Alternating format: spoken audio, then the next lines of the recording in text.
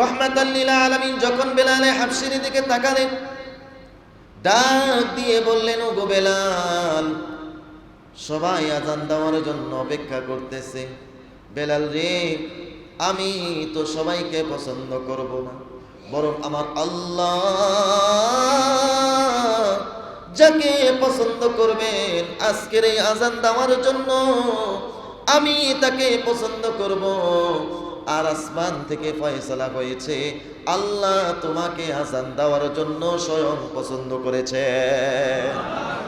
লা ইলাহা ইল্লাল্লাহ, লা ইল্লাল্লাহ, লা ইলাহা ইল্লাল্লাহ, লা ইলাহা ইল্লাল্লাহ, লা ইলাহা ইল্লাল্লাহ। নেই কোনো মাবুদ আল্লাহ ছাড়া, বলো লা ইলাহা ইল্লাল্লাহ, লা ইলাহা ইল্লাল্লাহ, লা ইলাহা ইল্লাল্লাহ, লা ইল্লাল্লাহ। আসমানের মালিক যেই আল্লাহ, জমিনের মালিক সেই আল্লাহ, লা ইলাহা ইল্লাল্লাহ, লা ইলাহা ইল্লাল্লাহ, মুহাম্মাদুর রাসূলুল্লাহ সাল্লাল্লাহু আলাইহি ওয়াসাল্লাম। আলহামদুলিল্লাহ সুম্মা আলহামদুলিল্লাহ। আল্লাহ রাব্বুল আলামিনের দরবারে অসংখ্য অগণিত কালিমাতুর শুকর আদায় করছি, যে মহান রব্বুল আলামিন রমজানুল মুবারকের আজকের শেষ জুমা, যেই জুমাকে জুমাতুল বিদা বলা হয়, অর্থাৎ এই জুমার মাধ্যমে রমজান আমাদের থেকে বিদায় নিচ্ছেন। আল্লাহ তাআলা শুরু থেকে নিয়ে রমজানের শেষ জুমা পর্যন্ত আমাদেরকে হায়াত দিয়েছেন। আল্লাহ তাআলা আমাদেরকে সুস্থ রেখেছেন, ভালো রেখেছেন। অতি মায়া মোহাব্বত করে আল্লাহ রাব্বুল আলামিন জুমাতুল বিদার আজকে আমাদেরকে আল্লাহর ঘরে দুনিয়ার সমস্ত কাজ থেকে ফারিক করে, মায়া করে, মোহাব্বত করে আল্লাহ তাআলা তার প্রিয় জায়গা আল্লাহর ঘর মসজিদে সবার আগে আগে আসার এবং বসার মতো সুযোগ করে দিয়েছেন। এবং কোরআন ও হাদিসের আলোকে আল্লাহ রাব্বুল আলামিন দু একটি কথা বলা এবং শুনবার মতো সুন্দর একটি জান্নাতি পরিবেশ আমাদের জন্য ব্যবস্থা করে দিয়েছেন। এই জন্য আমরা সকলে দিল থেকে মোহাব্বতের সহিত গলাটা একটু ছেড়ে দিয়ে একসাথে চিৎকার করে বলবো আলহামদুলিল্লাহ। সম্মানিত হাজিরিন, রমজান আসবে আসবে, রমজান চলে আসলো, রমজান বিদায় নিবে, রমজান বিদায় নিয়ে চলেই গেল। কিন্তু এর মধ্যে আমি আপনি নিজেকে কতটুকু সংশোধন করতে পেরেছি, রমজান যেই শিক্ষা নিয়ে আমাদের কাছে এসেছিল ওই শিক্ষা আমি কতটুকু গ্রহণ করতে পেরেছি, রমজান যেই গুনাহ মাফ করার জন্য আমার কাছে এসেছিল এই রমজানের মাধ্যমে আমি আমার গুনাহ কতটুকু আল্লাহর কাছ থেকে ক্ষমা চাওয়ায় নিতে পেরেছি, যে রমজান আমাদেরকে তাকওয়া অর্জন করার শিক্ষা দিয়েছে, এই তাকওয়া আমি আপনার মধ্যে কতটুকু অর্জন করতে পেরেছি, এটা আমি আপনি এবং আল্লাহ রাব্বুল আলামিন ভালো জানেন। আল্লাহ রাসূল সাল্লাল্লাহু আলাইহি ওয়াসাল্লাম হাদিসে কুদসির মধ্যে জিবরাইল আলাইহিস সালাতু ওয়াস সালাম এবং আল্লাহ নবী সাল্লাল্লাহু আলাইহি ওয়াসাল্লাম দুজনের সমন্বয়ে একটা দোয়া হয়েছিল। সেই দোয়ার মধ্যে তিনটা কথা উল্লেখ ছিল, 3টা বদদোয়া ছিল। যখন আল্লাহ নবী সাল্লাল্লাহু আলাইহি সাল্লাম জুমার মিম্বারে উঠতেছেন, তখন জিবরাইল আলাইহিস সালাম 3টা দোয়া করেছিলেন। এর মধ্য থেকে একটি দোয়া হলো, জিবরাইল আলাইহিস সালাম বলেছেন, যারা রমজান মাসকে পেল এবং নিজের জীবনের গুনাহ মাফ করাইতে পারল না, তাদের উপরে আল্লাহ তাআলার লানত গজব নাজিল হোক। আল্লাহ নবী সাল্লাল্লাহু আলাইহি সাল্লাম তখন এক সিঁড়ি উঠে তিনি বলেছিলেন আমিন। আল্লাহর কাছে ফরিয়াদ জানানো, আল্লাহ যেন ওই বদদোয়ার ভাগীদার আমাদের কাউকে না বানায়। সবাই বলি আমিন। কত বড় মারাত্মক! রমজান মাস পাওয়ার পরে যদি এটাকে আমি অবহেলায় যদি কাটিয়ে থাকি, তাহলে তো আমার মতো পোড়া কপাল হতভাগা এই জমিনে আর কেউ থাকবে না। কারণ এই রমজান যাওয়ার পরে আগামী বছর আমার আপনার নসিবে এই রমজান আসবে কিনা এই গ্যারান্টি আমি আপনি কেউ দিতে পারবো না, কেউ দিতেও পারে নাই, পারবেও না। ঠিক কিনা বলেন? বড় আফসোস ওই সমস্ত আল্লাহ তাআলার বান্দা বান্দির জন্য যারা রমজান মাস পেয়ে এই রমজানকে অবহেলায় কাটিয়ে দিয়েছে, নিজের গুনাহগুলোকে মাফ করাইতে পারে নাই, ওই সমস্ত ব্যক্তিদের জন্য আফসোস। আল্লাহ রাব্বুল আলামিনের কাছে বড়ই দামি তাকওয়া। এই তাকওয়া দেওয়ার জন্য রমজানকে আল্লাহ তাআলা আমাদের কাছে হাদিয়া স্বরূপ পাঠিয়েছিলেন। আল্লাহ তাআলা কারো চেহারার দিকে তাকান না, কারো ধন সম্পদ, কারো ইজ্জত, কারো প্রভাব, কারো ক্ষমতা, কোনো কিছুর দিকে আল্লাহ তাআলা তাকান না। আল্লাহ তাআলা শুধু দেখেন একটা জিনিস, সেটা হচ্ছে বান্দার ভিতরে তাকওয়া। এই তাকওয়া তার কতটুকু অর্জন হয়েছে। যার যত বেশি তাকওয়া অর্জন হয়েছে, আল্লাহ রাব্বুল আলামিনের কাছে ওই বান্দা সব থেকে বেশি দামি। সুবহানাল্লাহ। আসলে মূল কথা হচ্ছে, হেদায়েত আমাদের কারো হাতে না, আমার হাতে হেদায়েত না, কোনো খতিব সাহেবের হাতে হেদায়েত না, কোনো পীর সাহেবের কাছে হেদায়েত না, কোনো বুজুর্গ ব্যক্তির কাছে হেদায়েত না, কোনো বড় আলেমের কাছে হেদায়েত না। হেদায়েত একজনের কাছে, তিনি কে? আল্লাহ। এই জন্য আল্লাহ রাব্বুল আলামিন বলেন, ইন্নাকা লা তাহদি মান আহবাবতা ওয়ালাকিন্নাল্লাহা ইয়াহদি মান ইয়াশা ওয়া হুয়া আ'লামু বিল মুহতাদিন।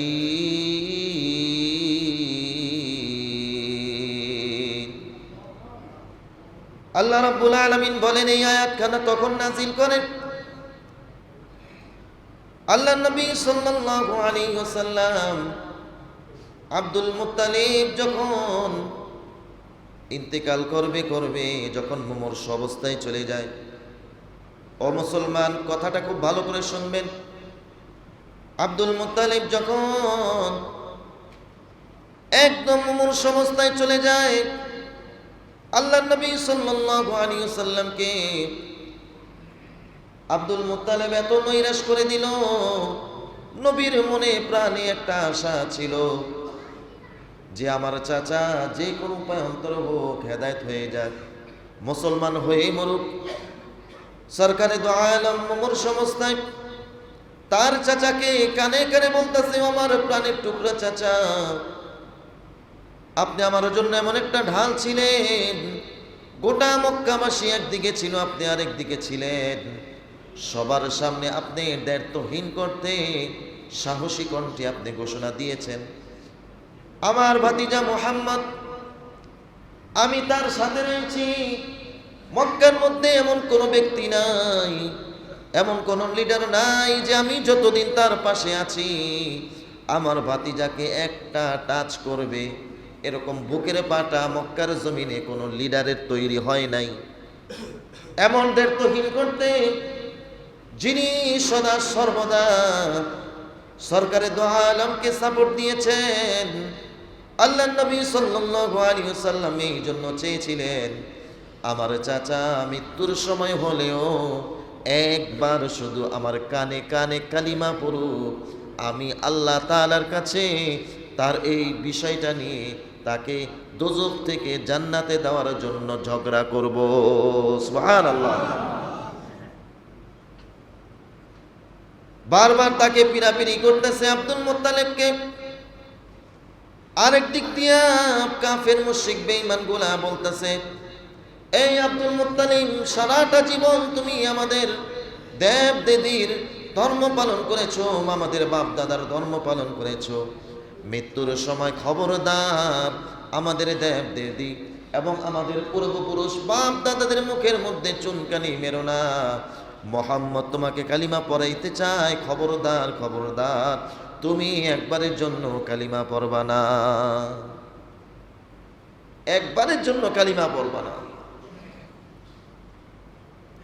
আল্লাহ নবী সাল্লাল্লাহু আলাইহি ওয়াসাল্লাম বলতেছেন, ও আমার চাচা,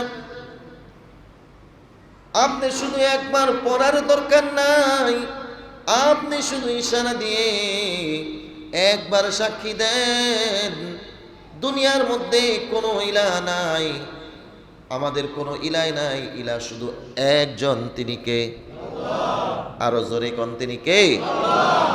আমাদের ইলাহ একজন, তিনি হচ্ছেন আমাদের আল্লাহ।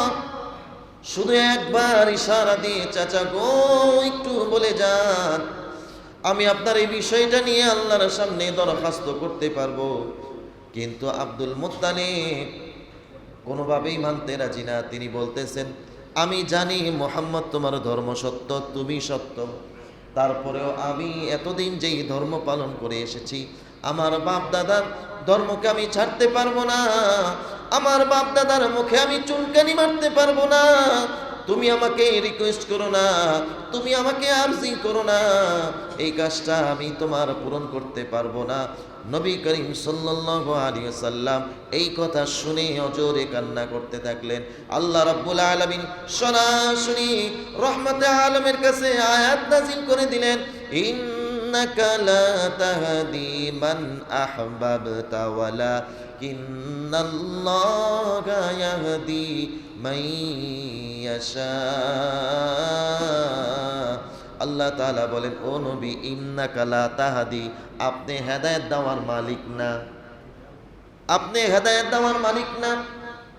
মান আহবাবতা, যাদেরকে আপনি ভালোবাসেন, যাদেরকে আপনি মহব্বত করেন, যাদেরকে আপনি মায়া করেন, যদি আপনি চান যে এই ব্যক্তিটা হেদায়েত হয়ে যাবে, এরে তো আমি ভালোবাসি, এরে তো আমি মহব্বত করি, নবী গো এই ক্ষমতা আমি আপনাকে দেই নাই। ওয়ালাকিন্নাল্লাহা ইয়াহদি মান ইয়াশা, হেদায়েত শুধু একজনের হাতে, চিৎকার করে বলুন না, তিনি কে? আল্লাহ। ও নবী, হেদায়েত আমি আল্লাহর হাতে। আমার ইচ্ছা হচ্ছে আপনার চাচাকে আমি হেদায়েত দিব না, আপনি আমার কাছে দরখাস্ত কইরেন না, দরখাস্ত করলে আমি দরখাস্ত রাখতে পারবো না। ও মুসলমান, খুব ভালো করে শুনবেন, হেদায়েত হচ্ছে আল্লাহর হাতে, হেদায়েত কোনো আলেমের হাতে না, হেদায়েত কোনো বুজুর্গের হাতে না, হেদায়েত কোনো পীর সাহেবের হাতে না, হেদায়েত কোনো নেতার হাতে না, হেদায়েত কোনো খতিব সাহেবের হাতে না, হেদায়েত আল্লাহর হাতে। এই জন্য আল্লাহর কাছ থেকেই সব সময় চাওয়া, আল্লাহ তুমি আমাকে হেদায়েতের উপরে চলার তৌফিক দাও। আল্লাহর কাছে এই দোয়া করো যে আল্লাহ তুমি আমার হেদায়েতের উপরে চলাও, গোমরাহি কইরো না, গোমরা পথে চলায়ও না, আমি পথভ্রষ্ট হতে চাই না। সব সময় আল্লাহর কাছে হেদায়েত চাওয়া, এবং কারো ব্যাপারে যদি মনস্থ হয় যে এই লোকটা ভালো হয়ে যাক, তখন তার জন্য হেদায়েতের দোয়া করো, আল্লাহর কাছে হেদায়েতের দোয়া করো। আল্লাহ এই মানুষটারে আমি ভালোবাসি, এই মানুষটারে তুমি হেদায়েত করে দাও। আল্লাহ এই মানুষটা আমাকে কষ্ট দিতেছে, এই মানুষটা আমাকে পীড়া দিতেছে, আল্লাহ তুমি এই মানুষটারে হেদায়েত দাও, এই মানুষটাকে ভালো করে দাও। এই দোয়া করতে হয়। রাসূল এই দোয়া করেছেন তায়েফের ময়দানে। আল্লাহর নবীকে এত কষ্ট দেওয়ার পরেও আল্লাহর নবী শুধু দোয়া একটাই করেছেন, ও জিবরাইল, ওরা বোঝে নাই আমার উপরে আঘাত করেছে, আমাকে কষ্ট দিয়েছে, আমি ওদের জন্য বদদোয়া দেওয়ার জন্য রহমাতাল লিল আলামিন হয়ে দুনিয়ার মধ্যে আসি নাই, বরং আমি সকলের জন্য রহমত স্বরূপ আল্লাহ তাআলা আমাকে পাঠিয়েছেন। আমি ওদের জন্য দোয়া করি আল্লাহ তাআলা ওদেরকে আজকে হোক কালকে হোক হেদায়েত দান করবেন ইনশাআল্লাহ। তায়েফবাসীরা হেদায়েত হয়ে গেছে। এই জন্য হেদায়েতের বড় দাম। হেদায়েত আল্লাহ রাব্বুল আলামিন যাকে চান তাকে দেন। নবীর চাচা, নবীর সাথে রক্তের সম্পর্ক, নবীর সাথে ব্লাডের সম্পর্ক, নবীকে এত সাপোর্ট দিয়েছে, আল্লাহর নবীকে এত সাপোর্ট দিয়েছে, তারপরেও তার কপালে হেদায়েত ছিল না। এই জন্য আল্লাহর নবীর চাচা হওয়ার পরেও হেদায়েত পায় নাই। আরেকদিকে নবীর কোনো আত্মীয় লাগে না, সরাসরি নবীকে কোনো সাপোর্ট দিতে পারে নাই, সরাসরি নবীকে কোনো সাহায্য করতে পারে নাই। এমনকি নবীর দেশের লোক না, দেখতেও সুন্দর না, সমাজে কোনো দাম নাই। হযরতে বেলালে হাবশী রাদিয়াল্লাহু তাআলা আনহু একজন গোলাম ছিলেন। শুধু গোলাম নয়, অন্য দেশের একজন মানুষ ছিলেন, হাবশা দেশের একজন মানুষ ছিলেন। সমাজে তার কোনো মূল্য ছিল না, কোনো দাম ছিল না, টাকা পয়সা কিছুই ছিল না। এমনকি দেখতেও বাহ্যিক দৃষ্টিতে সুন্দর ছিল না। তারপরেও আল্লাহ রাব্বুল আলামিন ওই বেলালে হাবশীকে সব থেকে ইসলামের মধ্যে দামি মর্যাদায় স্থান দিয়েছেন। সুবহানাল্লাহ। কেন? কারণ হচ্ছে বেলালের মধ্যে যেই তাকওয়া ছিল, বেলালের মধ্যে যেই ভয় ছিল, সেই ভয়, সেই তাকওয়া আল্লাহর নবী সাল্লাল্লাহু আলাইহি ওয়াসাল্লামের চাচার অন্তরেও ছিল। যার কারণে আল্লাহর নবী সাল্লাল্লাহু আলাইহি ওয়াসাল্লামের চাচা হওয়া সত্ত্বেও সে হেদায়েত পায় নাই। কারণ কি? কারণ হচ্ছে তাকওয়া। এই তাকওয়ার কারণে একজন, এই তাকওয়া না থাকার কারণে একজন নবীর চাচা হওয়ার পরেও, ইসলামের অনেক খেদমত করার পরেও সে জাহান্নামে।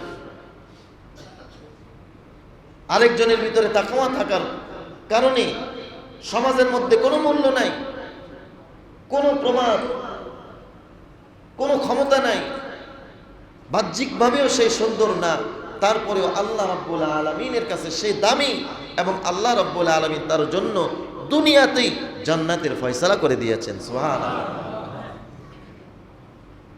মেরাজের রজনীতে আল্লাহর নবী যখন মেরাজে যায়, জান্নাতে যখন ঘুরতেছে, তখন দেখে যে জান্নাতের বারান্দার মধ্যে কার জন্য পায়ের আওয়াজ শোনা যায়। জিবরাইল আলাইহিস সালামকে বললেন, ও ভাই জিবরাইল, জান্নাতের মধ্যে মানুষের হাঁটার শব্দ শোনা যায়, বারান্দার মধ্যে মানুষের পায়ের হাঁটার শব্দ শোনা যায়। জান্নাতের মধ্যে কে আছে? জিবরাইল আলাইহিস সালাম বলতেছেন, ওগো আল্লাহর নবী, জান্নাতের মধ্যে তো কেউ নাই। আল্লাহর নবী বলেন, যদি জান্নাতের মধ্যে কেউ নাই থাকে, তাহলে কে যেন হাঁটতেছে, আমি আমার নিজ কানে শুনতেছি। জিবরাইল আলাইহিস সালাম বলেন, ওগো রাহমাতাল লিল আলামিন, জান্নাতের মধ্যে মূলত কেউ হাঁটে না, বরং আপনার উম্মতের মধ্যে, জমিনের মধ্যে, দুনিয়াতে একজন হাঁটতেছে, তার পায়ের আওয়াজ জান্নাতের মধ্যে শোনা যাইতেছে। সুবহানাল্লাহ। আল্লাহর নবী খুব আগ্রহ সহকারে জিজ্ঞাসা করলেন, ও ভাই জিবরাইল, এটা কে? আল্লাহর কোন বান্দা যে নাকি দুনিয়ার মধ্যে হাঁটতেছে, তার পায়ের আওয়াজ জান্নাতের মধ্যে ভেসে আসতেছে? জিবরাইল আলাইহিস সালাম বললেন, ওগো আল্লাহর নবী, সে তো আর কেউ না, আপনার অতি নিকটের সাহাবী বেলালে হাবশী। বেলালে হাবশী সে দুনিয়ার মধ্যে হাঁটে, আর তার পায়ের আওয়াজ জান্নাতের মধ্যে শোনা যায়। সুবহানাল্লাহ। মুসলমান ভাইরা, কেন এই মর্যাদা বেলালকে দেওয়া হয়েছে? বেলাল আল্লাহর কাছে এত দামি কেন? যে দুনিয়ার মধ্যে হাঁটে, জান্নাতের মধ্যে তার পায়ের আওয়াজ শোনা যায়। কারণ একটাই, সেই কারণটা হলো বেলালের মধ্যে তাকওয়া ছিল খুব বেশি। আল্লাহর ভয় বেলালের মধ্যে কাজ করেছে, তাকওয়া ছিল। শুধু তাই নয়, বেলাল আল্লাহর কাছে এত পছন্দের হয়েছে, ওই বেলালের জন্য আল্লাহ রাব্বুল আলামিন শুধু স্পেশালি বেলালের জন্য কোরআনের মধ্যে আয়াতই নাজিল করে দিয়েছেন। সুবহানাল্লাহ। অথচ বেলাল কি, যার কোনো সুরত ছিল না, যার কোনো বংশ মর্যাদা ছিল না, যার কোনো সমাজে কোনো দামি ছিল না, মানুষের গোলামি করেছে, মানুষের কাজ করে দিয়েছে, কাজ করে খেয়েছে, খেটে খাওয়া মানুষ ছিল। সেই বেলালের এত মর্যাদা, আবার সেই বেলালের জন্য আল্লাহ রাব্বুল আলামিন কোরআনে আয়াতই নাজিল করে দেন। মক্কা যখন বিজয় হয়, মক্কা বিজয় হওয়ার সময় তখন মক্কার যেই সমস্ত কাফের মুশরিক বেঈমানগুলো ছিল, এরা তো বিভিন্ন জায়গায় চলে গিয়েছে। কেউ কেউ আবু সুফিয়ানের ঘরে গিয়ে আশ্রয় নিয়েছে, কেউ কাবার গিলাফ ধরে আশ্রয় নিয়েছে। নবী ঘোষণা দিয়েছেন, ও মক্কার মুশরিক বেঈমানরা, তোমরা যারা আবু সুফিয়ানের ঘরে থাকবা তোমরা আমান, তোমরা নিরাপদ। কাবার গিলাফ ধরে যে থাকবা সেই নিরাপদ, যে এখানে আসবা সেই নিরাপদ। এরকম ভাবে ঘোষণা দেওয়ার পরে যখন মক্কা যখন বিজয়ী হয়ে যায়, তখন সবাই আশায় ছিল এই তো এখন বিজয় হয়েছে, আর মক্কা বিজয়ের এখন আজান হবে। আজানের অপেক্ষায় ছিল যে মক্কা বিজয় হয়ে গেছে, এখন বিজয়ের আজান হবে, তাকবীর হবে আল্লাহর জন্য, ঘোষণা হবে আল্লাহর জন্য, ঘোষণা হবে মক্কা বিজয় হয়ে গেছে। সবাই অপেক্ষায় আছে যে আজকের এই দিনটা তো ঐতিহাসিক একটা দিন, আজকের এই দিনটা ইতিহাস হয়ে থাকবে কিয়ামত পর্যন্ত। আর আজকে যে এখানে বিজয়ের আজান দিবে সেও ইতিহাস হয়ে থাকবে গোটা মুসলিম উম্মতের মধ্যে, কিয়ামত পর্যন্ত সে একজন ইতিহাসে সাক্ষী হয়ে থাকবে। সবাই অপেক্ষায় অপেক্ষমান যে নবী আমাকে নি ডাক দেয় আজান দেওয়ার জন্য। আবু বকর অপেক্ষা করে নবী আমাকে নি ডাক দেয় আজান দেওয়ার জন্য। ওমর অপেক্ষা করে নবী আমাকে ডাক দেবে আজান দেওয়ার জন্য। আলী অপেক্ষা করে নবী আমাকে ডাকবে আজানের জন্য। ওসমান অপেক্ষা করে নবী ডাকবে আজান দেওয়ার জন্য আমাকে। সবাই অপেক্ষা করতেছে, কিন্তু আল্লাহর নবী অপেক্ষা করতেছে আরেকজনের জন্য। একবার ডানে তাকায়, একবার বামে তাকায়, কাকে যেন নবী খুঁজতেছে। খুঁজতে খুঁজতে আল্লাহর রসুলের চোখ দৃষ্টি মোবারক একজনের দিকে চলে গেল। সে আর কেউ না, সে আর কেউ না, যার সমাজে কোনো দাম নেই, যার বাহ্যিক কোনো সুরত নেই, তিনি হচ্ছেন হযরতে বেলাল হাবশী রাদিয়াল্লাহু তাআলা আনহু। রহমাতাল লিল আলামিন যখন বেলাল হাবশীর দিকে তাকালেন, ডাক দিয়ে বললেন, ও গো বেলাল, সবাই আজান দেওয়ার জন্য অপেক্ষা করতেছে। বেলাল রে, আমি তো সবাইকে পছন্দ করব না, বরং আমার আল্লাহ যাকে পছন্দ করবেন আজকের এই আজান দেওয়ার জন্য, আমি তাকে পছন্দ করব। আর আসমান থেকে ফয়সালা হয়েছে, আল্লাহ তোমাকে আজান দেওয়ার জন্য স্বয়ং পছন্দ করেছে। বেলাল হাবশী কথা শুনে নবীর কাছে দৌড়ে আসেন। এসে বেলাল কান্না করতেছে, বেলাল আবেগপ্রমুখ হয়ে গেছে, বেলালের চোখে পানি। আল্লাহর নবী জিজ্ঞাসা করলেন, ওগো বেলাল, আজকের এই খুশির দিনে তোমার চোখে পানি কেন? বেলাল রাদিয়াল্লাহু তাআলা আনহু বলতেছেন, ওগো রাহমাতাল লিল আলামিন, আজকে আবু বকর আজান দেওয়ার জন্য অপেক্ষা করতেছে, ওমর আজান দেওয়ার জন্য অপেক্ষা করতেছে, সমস্ত সাহাবায়ে কেরাম আশায় ছিল আজান দিবে, বিজয়ের আজান দিবে। এর মধ্য থেকে আপনি আমাকে চয়ন করেছেন, আল্লাহ আমাকে চয়ন করেছেন। এই জন্য আবেগপ্রমুখ হয়ে আমার চোখ দিয়ে এটা দুঃখের কান্না না, বরং আমি আনন্দে খুশিতে কান্না করতেছি। সুবহানাল্লাহ। বেলাল যখন বাইতুল্লাহর উপরে উঠলেন, উঠে যখন আজান দিবেন, আল্লাহু আকবার, আল্লাহু আকবার, যখন সে আল্লাহু আকবার, আল্লাহু আকবার ধ্বনিতে মক্কাকে মুখরিত করে ফেলল, তখন সমালোচনার ঢেউ উঠে গেল। মক্কার বেঈমানগুলো আবু সুফিয়ানের ঘরে ছিল, সবাই সমালোচনা করতেছে। কেউ সমালোচনা করতেছে মুহাম্মদ আর কাউরে পায় নাই, আজান দেওয়ার জন্য একটা কাউয়ারে ধইরা আনছে। কি কয়? একটা কালা কাকরে ধইরা আনছে। মোহাম্মদ আর কাউরে পাইল না এই বিশেষ দিনে, তাদের এই বিশেষ দিনে আর কাউরে পাইল না। কাকের মতো একজন কালা মানুষে ধৈর্য আছে আজান দেওয়ার জন্য। একজনেই সমালোচনা করতেছে, আরেকজন সমালোচনা করে যে ভাগ্য ভালো, আমার বাবা আজকে দুনিয়ার মধ্যে নাই, আমার বাবা মারা গেছে দুনিয়ার মধ্যে নাই, না হইলে আমার বাবাকে এই যে তামাশার দৃশ্য কোন আজকে দেখতে হইতো। মোহাম্মদ একজন নিকৃষ্ট মানুষ দিয়া বাইতুল্লাহর উপরে দাঁড় করাইয়া আজান দেওয়াইতেছে। সমালোচনা ঝড় ঝড় উঠে গেছে, সবাই সমালোচনা করতেছে, বেঈমানগুলা মুসলমান না। তখন পর্যন্ত আবু সুফিয়ান মুসলমান হয় নাই, রাসূলের চাচা আবু সুফিয়ান তখন পর্যন্ত মুসলমান হয় নাই। সবার সমালোচনা শেষ হওয়ার পরে আবু সুফিয়ানকে বলতেছেন, আবু সুফিয়ান, সবাই তো আমরা এক একটা মন্তব্য করলাম, তুমি বাদ রইবা কেন, তুমিও বলো। আবু সুফিয়ান কয়, আমি যেখানে সমালোচনা করব আর ওইখান দিয়া যদি আল্লাহ যদি নবীরে ওহির মাধ্যমে জানায়া দেয়, তখন তো আল্লাহর নবী তো সেটা জাইনা লইবে। সুবহানাল্লাহ কই, আমি কোনো সমালোচনা আজকে করতে পারবো না। হ্যাঁ, যেই কথা সেই কাজ। আল্লাহর নবী সাল্লাল্লাহু আলাইহি ওয়াসাল্লামের কাছে ওহী চলে আসলো। নবীর কাছে ওহী আসার পরে নবীকে বলতেছেন, ওগো রাহমাতাল লিল আলামিন, আমার বেলাল যাকে আজান দেওয়ার জন্য আপনি নির্দেশ দিয়েছেন, ওই বেলালকে নিয়ে বেঈমানগুলো সমালোচনা করতেছে, এদেরকে ডাক দিয়ে এদেরকে কড়া জবাব দিয়ে দেন। আল্লাহর নবী সাল্লাল্লাহু আলাইহি ওয়াসাল্লাম ঘোষণা দিলেন, আবু সুফিয়ানের ঘরে যারা আছে তোমরা চলে আসো, তোমরা আমার কাছে আসো। সবাইকে ডাক দিয়ে বলতেছেন, বেলালকে আজান দেওয়ার জন্য বলেছি, আর তোমরা বেলালের নামে তোমরা সমালোচনা করতেছো, তুমি এটা বলেছো, তুমি এটা বলেছো।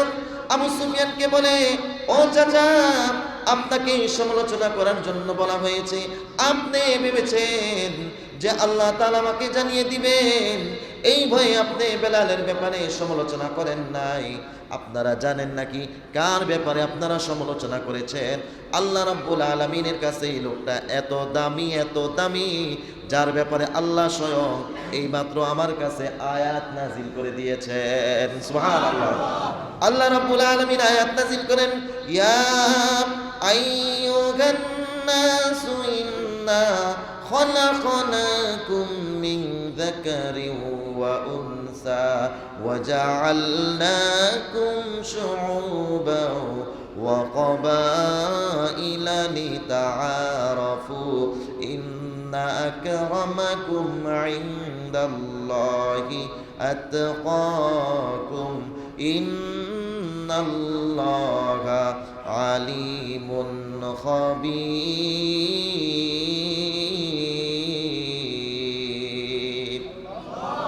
আল্লাহ রাব্বুল আলামিন বলতেছেন, ইয়া আইয়ুহান নাস, ও মানুষ তোমরা শোনো, তোমাদেরকে আমি সৃষ্টি করেছি, খলাকনাকুম মিন যাকারিন ওয়া উনসা, একজন নারী একজন পুরুষের থেকে তোমাকে আমি সৃষ্টি করেছি, ওয়া জাআলনাকুম শুউবা, এবং তোমাদেরকে সৃষ্টি করার পরে আমি গোত্র গোত্র বানিয়ে দিয়েছি।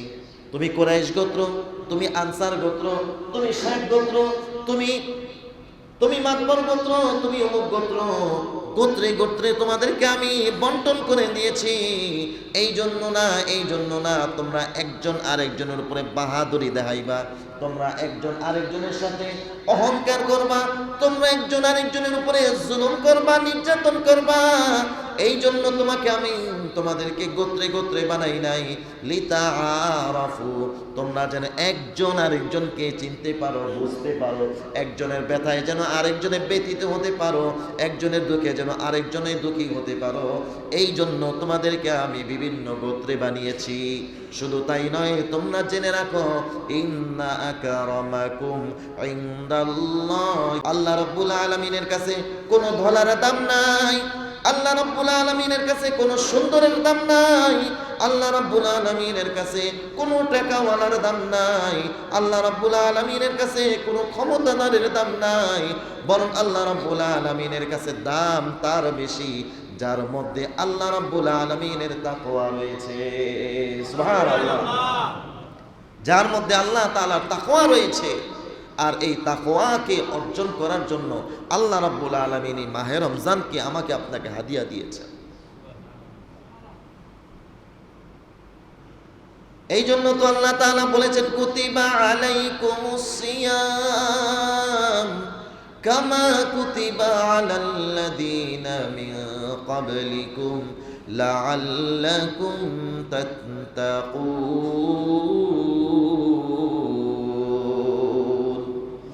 আল্লাহ রাব্বুল আলামিন এই রমজানকে আমাকে আপনাকে কেন দিয়েছেন? শেষ আয়াতের শেষ অংশে গিয়ে বলেন লাআল্লাকুম তাত্তাকুন, বান্দারে তুমি তুমি তাকওয়া অর্জন করো। রমজান মাসে বান্দার তাকওয়া অর্জন হয়। দেখবেন আপনারা যে রমজান মাসে যে রোজা রেখেছে, রোজা রাখার পরে তার ঘরের মধ্যে খাবার রয়েছে, ফ্রিজের মধ্যে ঠান্ডা পানি রয়েছে,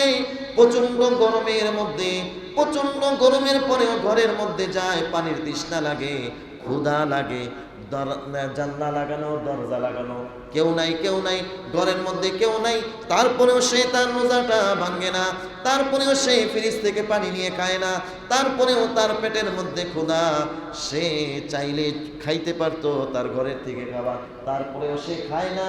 কারণ একটাই, যে আমি যদি খাই, কেউ দেখুক বা না দেখুক, একজন তো দেখেন, তিনি কে? আল্লাহ তো দেখেন। কেউ দেখুক বা না দেখুক, আমি রোজা রেখেছি। আমি চাইলেই তো গোসলখানায় গিয়ে আমি এক মগ পানি পান করতে পারি। আমি চাইলেই ঘরের মধ্যে ঢুকে দরজা জানলা সব কিছু লাগিয়ে দিয়ে আমি চাইলেই পারি যে আমি খাবারটা খেয়ে নিতে। তারপরেও কেউ খাবার খায় না, রোজাদার খাবার খায় না, রোজাদার পানি পান করে না, রোজাদার চাইলেই সে যেই কাজটা করলে রোজা ভাঙবে সেই কাজটা সে করে না। যারা দৈনন্দিন সিগারেট খায়, এরাও দেখবেন রোজার মাসে রোজা রাখছে, শুধু সিগারেট পান করে না, যখন রোজা ভাঙে তখন গিয়ে হয়তো পান করে, কিন্তু যখন রোজা রাখে তখন কিন্তু সিগারেট খায় না। কারণ কি? কারণ তাকওয়া, তার ভয় ভিতরে।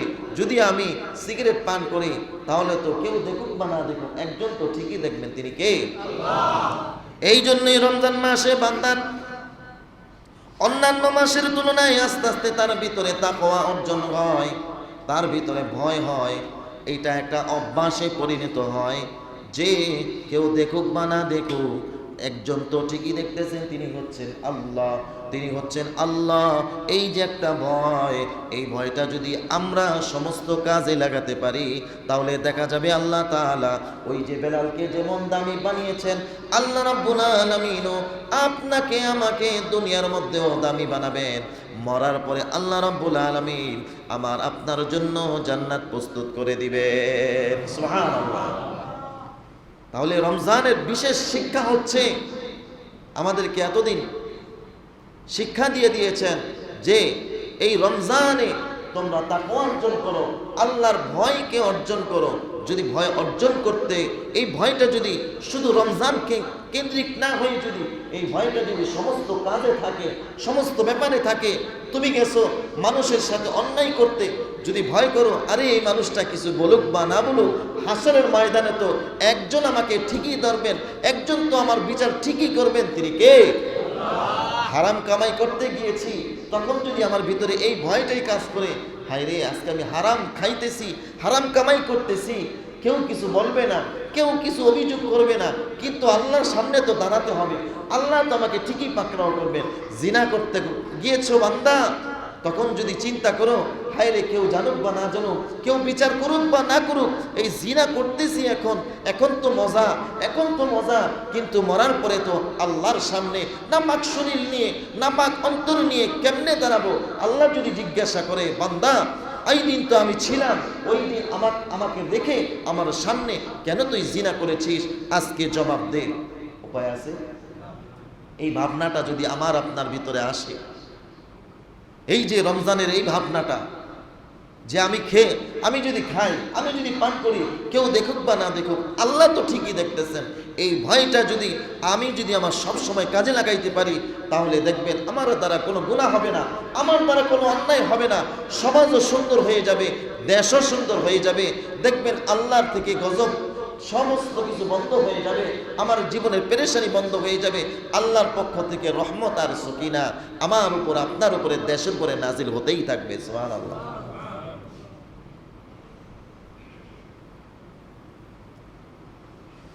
তাদের ভিতরে ছিল তাকওয়া, তাদের মধ্যে ছিল ভয়।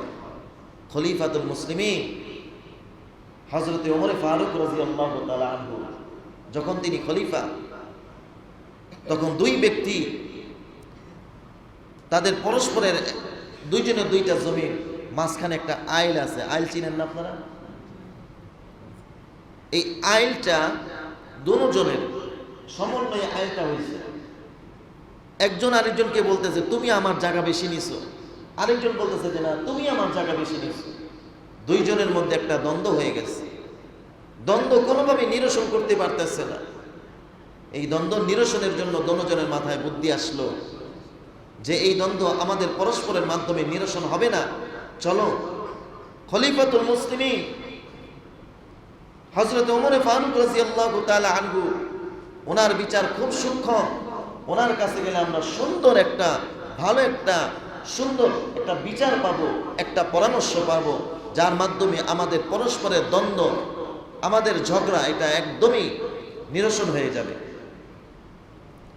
তখন তারা খুঁজতে খুঁজতে হযরত ওমর ফারুক রাদিয়াল্লাহু তাআলা আনহু কার্যালয় পর্যন্ত চলে গেলেন।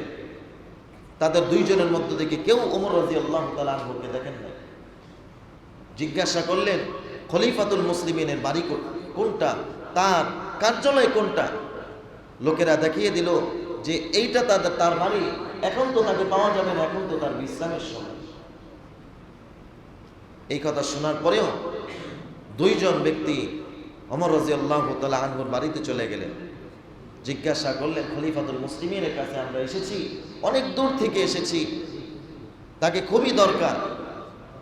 বাড়ি থেকে আওয়াজ দেওয়া হলো খলিফাতুল মুসলিমিন তো ঘরে নাই, তিনি অমুক জায়গায় গেছেন, ওই জায়গায় গেলে আপনারা খলিফাতুল মুসলিমিনকে পেয়ে যাবেন। তখন তারা হাঁটতে হাঁটতে সেই গন্তব্যে পৌঁছে গেল। গিয়ে দেখে সেখানে কেউ নাই, একজন ব্যক্তি আছে, সেই ব্যক্তি কুয়া থেকে কলসি দিয়ে পানি উঠাইতেছে। সামনে গিয়ে জিজ্ঞাসা করেন যে আমরা তো খলিফাতুল মুসলিমিন ওমর রাদিয়াল্লাহু তাআলা আনহুকে খুঁজতেছি, আপনি কি তার সন্ধান দিতে পারবেন? তখন যেই ব্যক্তি কুয়া থেকে পানি উঠাইতেছে নিজ হাতে নিজ কলসি দিয়ে, সে বলতেছে ওমরকে কি দরকার, খলিফাতুল মুসলিমিনকে কি দরকার আমাকে বলতে পারে। তখন ওই দুই ব্যক্তি বলে আপনার কাছে বলে লাভ নাই, আমরা সরাসরি খলিফাতুল মুসলিমিনের কাছে বলতে চাই। তখন ওই ব্যক্তি বলতেছেন যদি ওমরের কাছে বলতে চান, ওমরকে যদি আপনারা খুঁজতেছেন, ওমরকে যদি পেতে চান, ওমরকে পাওয়ার জন্য অন্য কোনো জায়গায় যাওয়া লাগবে না, ওমর আপনাদের সামনেই হাজির হয়ে আছেন। সুবহানাল্লাহ। আজীব ঘটনা। ওমর রাদিয়াল্লাহু তাআলা আনহু দুজনকে বললেন যে আপনারা কিসের জন্য আসছেন? দুজন বলল আমাদের দুইজনের মধ্যে একটা বিষয় নিয়ে দ্বন্দ্ব হইতেছে, আপনার কাছে নিরসনের জন্য আসছি। ওমর রাদিয়াল্লাহু তাআলা আনহু কুয়া থেকে ওই কলসি দিয়ে পানি উঠানোর পরে তার মাথার উপরে নিয়ে দাঁড়িয়ে আছেন, বলতেছেন যে আপনাদের যেই সমস্যা, ওই সমস্যার কথা বলতে পারেন। দুই ব্যক্তি বলল আমাদের সমস্যাটা বলতে গেলে সময় লাগবে, আর আপনার মাথার উপরে যেই কলসটা রেখেছেন এটা আপনার জন্য কষ্টসাধ্য হয়ে যাবে। আমরা চাইলে একটা জায়গায় বসে আমরা আপনাকে আমাদের বিস্তারিত কথাগুলো শোনাইতে পারি। ওমর রাদিয়াল্লাহু তাআলা আনহু তাদের কথায় রাজি হয়ে গেলেন। একটা গাছের ছায়া তলে বসলেন। বসার পরে ওমর রাদিয়াল্লাহু তাআলা আনহু মাথার উপরে যেই কলসটা ছিল সেটাকে জমিনে না রেখে তিনি নামাজের সুরতে বসে, আত্তাহিয়াতুর সুরতে বসে কলসিটাকে তাদের কোলের মধ্যে রাখলেন। কোথায় রাখলেন? ওমর রাদিয়াল্লাহু তাআলা আনহুর দুই রানের মাঝখানে রাখলেন। রাখার পরে ওই দুই ব্যক্তি বলতেছেন, ওগো খলিফাতুল মুসলিমিন, ভারী একটা কলস, এই কলসটাকে আপনি এতক্ষণ যাবত আপনার কোলের মধ্যে রাখবেন, আপনার কষ্ট হবে, কারণ আমরা যেই কথা আপনার সাথে শেয়ার করব এটা বলতে অনেক সময় লাগবে, আর এতক্ষণ যদি আপনার কোলের মধ্যে কলসিটা থাকে তাহলে আপনার কষ্ট হবে, কলসিটাকে জমিনের মধ্যে রাখেন। ওমর রাদিয়াল্লাহু তাআলা আনহু মুসলমান কি উত্তর দিয়েছেন খুব ভালো করে শুনবেন। ওমর রাদিয়াল্লাহু তাআলা আনহু বলতেছেন, ও আল্লাহর গোলাম, এই যে কলসিটা আমি আমার কোলের মধ্যে এই জন্য রেখেছি, কলসের নিচে পানি রয়েছে, আর এই কলসিটাকে যদি জমিনের মধ্যে রাখি তাহলে কলসের তলার মধ্যে মাটি লেগে যাবে, আর এই মাটিটা, এই মাটির মালিক আমি না, এই মাটির মালিক হচ্ছে আরেক ভাই। এই মাটির জন্য এই মাটি আমার কলসির তলায় লেগে আমার কাছে চলে যাবে, আমি এটা আমার কাছে নিয়ে যাব, এটার মালিক তো আমি না। হাসরের ময়দানে আল্লাহ রাব্বুল আলামিন যদি জিজ্ঞাসা করেন, ওমর, তোমাকে তুমি খলিফাতুল মুসলিমিন বানিয়েছিলাম, ইনসাফ করার জন্য তোমাকে আমি ক্ষমতা দিয়েছিলাম, তুমি আমার আরেক বান্দার জমিন থেকে কেন মাটি আনছো? আল্লাহ রাব্বুল আলামিন যদি আমাকে এই কথা জিজ্ঞাসা করেন তাহলে আমি ওমরের জবাব দেওয়ার কোনো ভাষা থাকবে না। সুবহানাল্লাহ, কি তাকওয়া দেখছেন? এই কলসির নিচে পানি আছে, এই পানি মাখা কলসিটা যদি জমিনের মধ্যে রাখি তাহলে তলার মধ্যে মাটি লেগে যাবে। এই মাটি তো আমার না, এই জমিন তো আমার না, এই জমিন তো আরেক ভাইয়ের। যদি আল্লাহ তাআলা জিজ্ঞাসা করেন, ওমর, এই যে মাটিটা যে তুমি নিয়ে আসলা, এই মাটিটা তো তোমার ছিল না, এই জমিনটা তো তোমার ছিল না, এই মাটির হিসাব দাও, তখন আমি ওমর আল্লাহর কাছে কি জবাব দেব? তাদের সেই তাকওয়া ছিল। এই জন্যই তো আল্লাহ রাব্বুল আলামিন বলেন, ইন্না কারামাকুম ইনদাল্লাহি ইয়াতকাকুম ইন্নাল্লাহা আলিমুন খাবীর। যে আল্লাহর কাছে দামি হচ্ছে বান্দার ভিতরে তাকওয়া, কোনো সৌন্দর্য না, কোনো টাকা পয়সা না, কোনো ক্ষমতা না। এই জন্য এই রমজান মাস আমাদের কাছে আসছে সেই তাকওয়া শেখানোর জন্য। এই তাকওয়াকে আমরা পুঁজি বানিয়ে সারাটা বছর আমরা এই তাকওয়া নিয়ে চলবো ইনশাআল্লাহ। আরো জোরে বলি ইনশাআল্লাহ। আল্লাহ রাব্বুল আলামিন আমাদের সমস্ত পাপাচার থেকে, সমস্ত গুনাহ থেকে আমাদেরকে বেঁচে থাকার তৌফিক দান করুন। সবাই বলি আমিন। ওয়া আখিরু দাওয়ানা আনিল হামদুলিল্লাহি রাব্বিল আলামিন।